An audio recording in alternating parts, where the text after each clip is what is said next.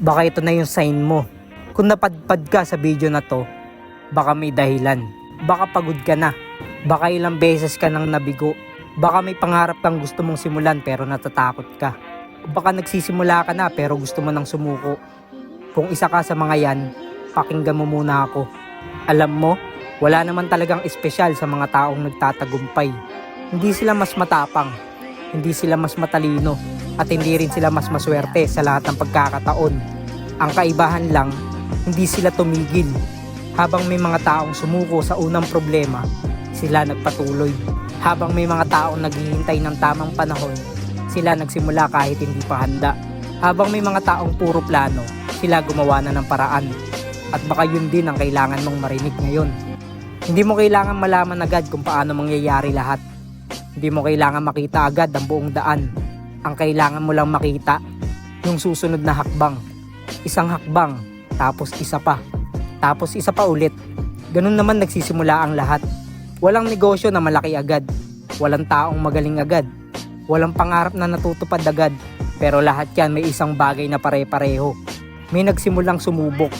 Alam mo kung bakit maraming pangarap ang hindi natutupad?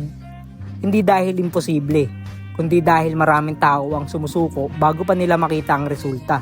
Kapag mahirap na, titigil. Kapag mabagal ang progreso, titigil. Kapag walang sumusuporta, titigil. Pero paano kung isang hakbang na lang pala bago mo maabot yung hinihintay mo? Paano kung isang araw na lang pala bago dumating yung opportunity? Paano kung isang subok na lang pala bago ka magtagumpay? Kaya wag mo maliitin ang bawat araw na lumalaban ka. Kahit pakiramdam mo maliit lang yung ginagawa mo, kahit pakiramdam mo walang nakakapansin, kahit pakiramdam mo walang nangyayari, may nangyayari, hindi mo lang agad nakikita.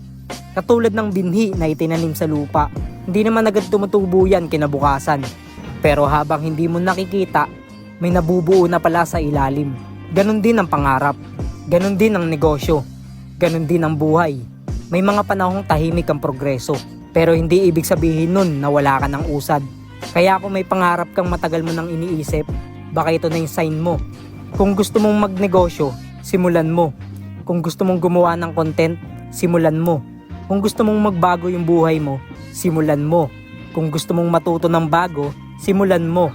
Dahil walang naghihintay ng perfect timing. Patuloy na lumilipas ang oras. At tandaan nyo mga tol, mas okay nang mabigo dahil sumubok ka kaysa mabuhay kang puro sana, puro what if, puro sayang. Kasi walang mas mabigat dalhin sa pagtanda, kundi yung mga pagkakataong hindi mo sinubukan. Kaya tumayo ka, kumilos ka, at maniwala ka sa sarili mo. Hindi mo kailangan na maging magaling agad, hindi mo kailangan maging perpekto agad. Kailangan mo lang magsimula. At kapag dumating yung araw na gusto mo nang sumuko, balikan mo kung bakit ka nagsimula. Balikan mo yung pangarap mo. Balikan mo yung dahilan kung bakit mo gustong baguhin ang buhay mo. Baka yun lang ang kailangan mong maalala para lumaban ulit. At kung wala pang nagsasabi sa iyo nito ngayon, ako na magsasabi, kaya mo yan. Mas malakas ka kaysa sa iniisip mo.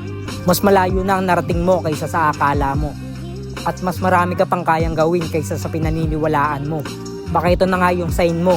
Yung sign na hinihintay mo para magsimula. Yung sign na hinihintay mo para sumubok ulit. Yung sign na hinihintay mo para hindi sumuko. Kaya simulan mo na.